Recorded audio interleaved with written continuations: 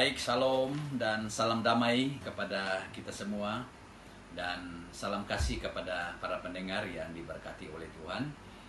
Dimanapun Anda berada, kita tetap mengandalkan Tuhan, menyerahkan kehidupan kita, supaya Tuhan terus memberkati. Baiklah para pendengar yang diberkati oleh Tuhan, sebelum kita mempelajari akan kebenaran firman Tuhan, mari kita berdoa. Saya pimpin kita di dalam doa. Tuhan Yesus, kami mau mempelajari akan kebenaran firman-Mu. Mohon pimpinan Roh-Mu yang kudus, supaya kami mengerti, memahami kebenaran ini. Demikian juga para pendengar, Tuhan pasti berkati. Di dalam nama Tuhan Yesus, kami siap untuk mempelajari firman-Mu. Haleluya. Amin.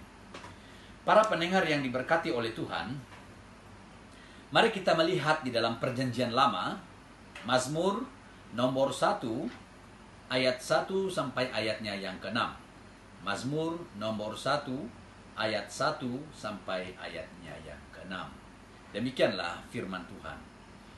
Berbahagialah orang yang tidak berjalan nasihat orang fasik, yang tidak berdiri di jalan orang berdosa, dan yang tidak duduk dalam kumpulan pencemooh.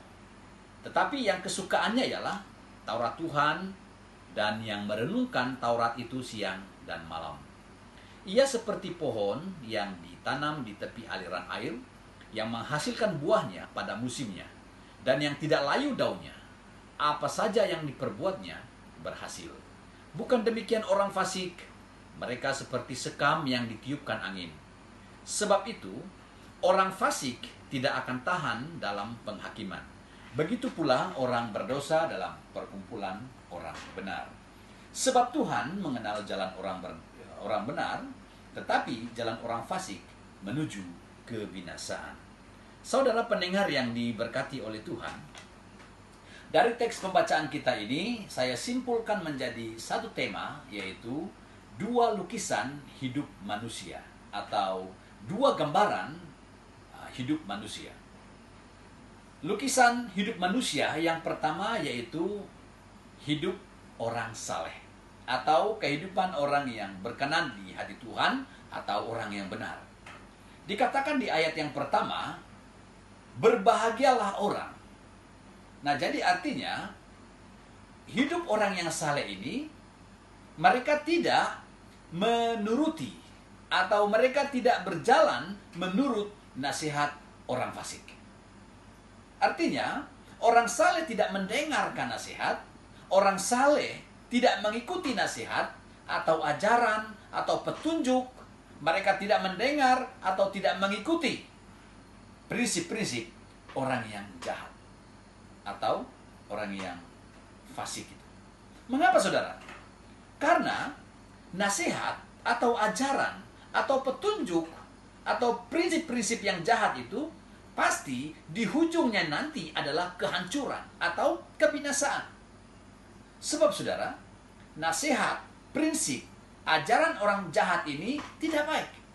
Oleh sebab itu pemazmur mengatakan orang yang saleh, orang yang berkenan di hati Tuhan, atau orang yang benar, pasti tidak menuruti, pasti tidak mengindahkan nasihat orang yang jahat itu. Saudara pendengar yang diberkati oleh Tuhan. Selanjutnya, jadi katakan di situ adalah orang yang saleh, orang yang berkenan di hati Tuhan, mereka tidak berdiri di jalan orang berdosa. Artinya, orang saleh itu tidak terlibat dalam praktek-praktek orang berdosa. Dan mereka tidak meniru sikap dan perbuatan orang yang hidup di dalam dosa itu. Saudara, perlu kita tahu bahwa orang yang berdosa dan orang yang hidup di dalam dosa itu seperti apa? Semua manusia di dalam dunia ini tidak ada yang terkecuali, semua kita ini berdosa. Seperti mana yang dikatakan oleh Rasul Paulus ya, kepada jemaat di Roma, Roma pasal yang ketiga, ayat 23, dia katakan begini. Karena semua orang telah berbuat dosa dan telah kehilangan kemuliaan Allah. Nah jadi saudara, tidak ada yang terkecuali, semua manusia berdosa. Termasuk saya, termasuk saudara-saudara. Jadi, orang yang hidup di dalam dosa artinya orang yang masih suka, punya keinginan, kenduan untuk melakukan hal-hal dosa. Jadi orang ini tidak ada penyerahan yang sungguh kepada Tuhan, atau tidak ada pertobatan yang sungguh. Karena dalam hatinya, dalam pikirannya, dia mau saja untuk melakukan hal-hal yang bertentangan dengan ajaran Tuhan atau dengan kehendak Tuhan. Orang ini masih melakukan praktek-praktek orang berdosa. Oleh sebab itu, saudara pendengar, pemazmur mengatakan jangan terlibat dalam praktek-praktek orang berdosa, dan jangan meniru sikap dan perbuatan orang yang hidup di dalam dosa. Jadi orang yang hidup, yang masih hidup dalam dosa ini, saudara, mereka belum ada penyerahan. Mereka mau saja melakukan hal yang dosa. Saudara pendengar yang diberkati oleh Tuhan, orang yang saleh, orang yang berkenan di hati Tuhan, mereka tidak duduk dalam kumpulan pencemooh. Artinya apa? Orang saleh, orang yang berkenan di hati Tuhan, orang yang benar, mereka tidak mau bergaul dengan orang-orang yang menghina Allah. Atau mereka tidak mau bergaul dengan orang yang tidak percaya dengan Allah. Itu namanya pencemooh ya. Mereka menghina Allah. Jadi saudara, apabila orang saleh itu bergaul terus-menerus dengan orang yang menghina Allah, pasti pada akhirnya nanti dia juga akan menghina Allah secara terbuka. Atau pada akhirnya dia nanti, orang yang saleh yang bergaul dengan orang yang menghina Allah, dia pasti tidak percaya kepada Allah secara terang-terangan.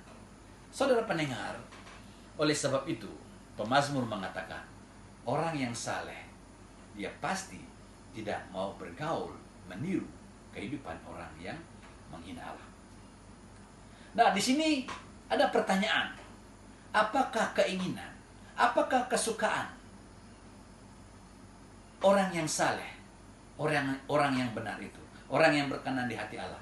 Kalau orang saleh itu tidak mau mendengar nasihat orang fasik, tidak mau bergaul dengan orang berdosa, lalu apa kesenangannya? Ayat 2 menjelaskan. Dia katakan, tetapi, nah ini bertentangan ya, tetapi kesukaan orang yang saleh itu adalah Taurat Tuhan. Taurat itu dalam bahasa Ibrani adalah Torah. Torah artinya ajaran atau petunjuk Tuhan. Nah, jadi kesukaan orang yang saleh, orang yang benar, orang yang takut akan Tuhan itu adalah dia merenungkan firman Tuhan itu baik siang maupun malam.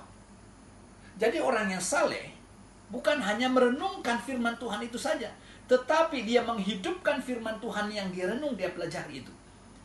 Lalu dia mempraktekkan itu baik kepada orang yang percaya, yang disebut siang ya, maupun di antara orang yang tidak percaya, yang dikatakan malam atau gelap.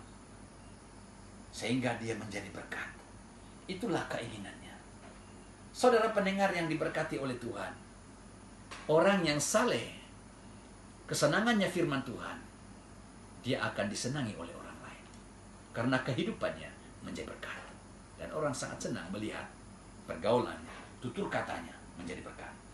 Saudara pendengar yang diberkati oleh Tuhan, di sini pemazmur menggambarkan orang yang saleh, orang yang berkenan di hati Tuhan, yang menerapkan ajaran Tuhan dalam hidupnya. Kita lihat di ayat yang ketiga, ia seperti pohon yang ditanam di tepi aliran air, yang menghasilkan buahnya pada musimnya, dan yang tidak layu daunnya. Apa saja yang diperbuatnya berhasil. Nah, di sini sangat menarik saudara. Pemazmur menggunakan kalimat seperti. Nah, jadi di sini pemazmur membandingkan orang yang saleh itu ibarat pohon di tepi aliran air. Nah, jadi kalau kita perhatikan pohon atau buah-buahan ya, yang ditanam di tepi aliran air, kira-kira bagaimana pertumbuhannya? Pasti sehat, segar daunnya. Mengapa?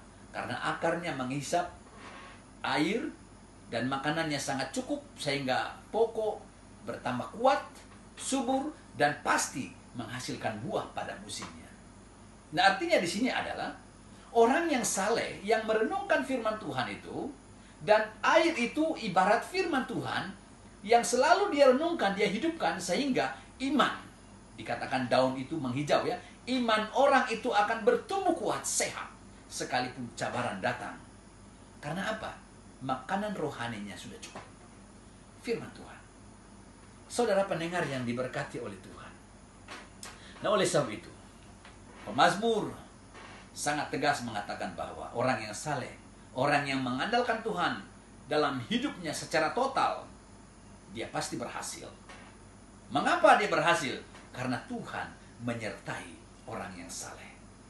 Nah, oleh sebab itulah pemazmur mengatakan dengan seruan yang sangat kuat bahwa betapa bahagianya orang yang mengikuti rencana Allah. Betapa bahagianya orang yang mengikuti kehendak Allah, bukan melawan kehendak Allah.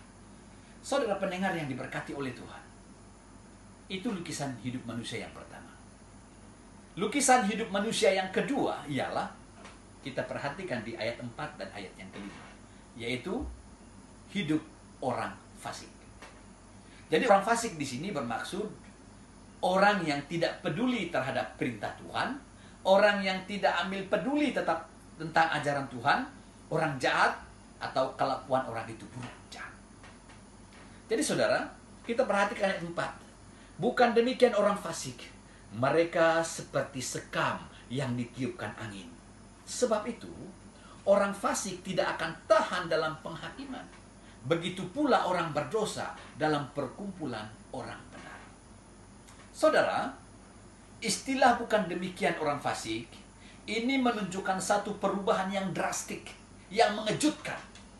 Di mana hidup orang fasik tidak seperti pohon, tidak seperti hidup orang yang saleh, yang seperti pohon ditanam di tepi aliran air. Tetapi di sini, orang fasik digambarkan oleh pemazmur, ia seperti sekam yang ditiupkan angin. Nah, jadi artinya, orang fasik itu tidak memiliki iman yang kuat. Apabila cabaran datang, cabaran hidup datang, ibarat angin ya, maka orang itu akan hilang, terbang, entah kemana. Artinya, orang itu tidak akan bertahan menghadapi cabaran. Saudara pendengar yang diberkati oleh Tuhan, hidup orang fasik ini digambarkan seperti sekam ya. Jadi sekam ini adalah kulit padi yang selepas ditumbuk, jadi isi padinya di situ dan kulitnya akan terpisah dari isi padi itu. Nah, jadi karena orang Yahudi ini mereka tidak tanam padi seperti kita, tapi mereka tanam gandum ya, sehingga sekam akan terpisah dari isi gandum itu. Nah, itulah ibarat orang fasik. Memisahkan sekam daripada isinya adalah hanya angin saja. Nah, jadi angin itu ibarat cobaan hidup. Jadi orang fasik dia tidak akan bertahan. Saudara pendengar yang diberkati oleh Tuhan, kalau kita melihat bentuk kalimat paralel ini menunjukkan bahwa kedua golongan, baik orang fasik dan orang berdosa, mereka tidak mempunyai bahagian dalam kumpulan orang benar. Itu di ayat yang kelima, ayat paralelnya ya. Nah, sekarang kita perhatikan apa yang berlaku. Kalau kita lihat di ayat yang ke-6, sebab Tuhan mengenal jalan orang benar, tetapi jalan orang fasik menuju kebinasaan.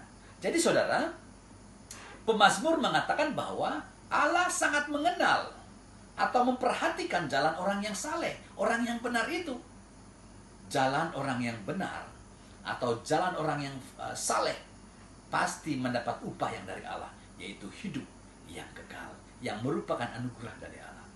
Tetapi jalan orang fasik hanya ikut arus saja, sehingga akhirnya ia akan binasa.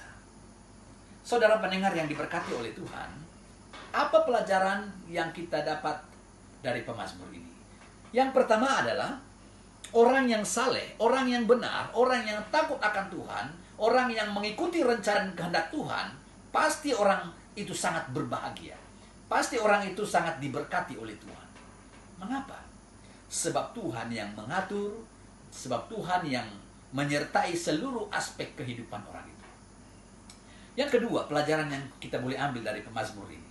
Orang yang saleh, orang yang benar, memberi impak, memberi kesan yang baik kepada semua orang dimanapun ia berada. Orang pasti senang dengan orang itu. Pelajaran rohani yang ketiga adalah orang yang saleh itu pasti menjadi berkat dimanapun ia berada. Demikianlah kebenaran firman Tuhan yang saya ingin kongsikan untuk kita pelajari bersama-sama saat ini. Mari kita bersyukur. Terima kasih Tuhan untuk kebenaran firman-Mu, supaya kebenaran ini dapat kami terapkan dalam hidup kami, supaya kami dapat merenungkan kebenaran firman-Mu dan menerapkannya dalam hidup kami, dan dapat mempraktekkan kebenaran itu kepada siapa saja. Biarlah nama Tuhan dimuliakan. Berkati kami semua, para pendengar di sana. Di dalam nama Tuhan Yesus kami memohon semuanya. Haleluya. Amin.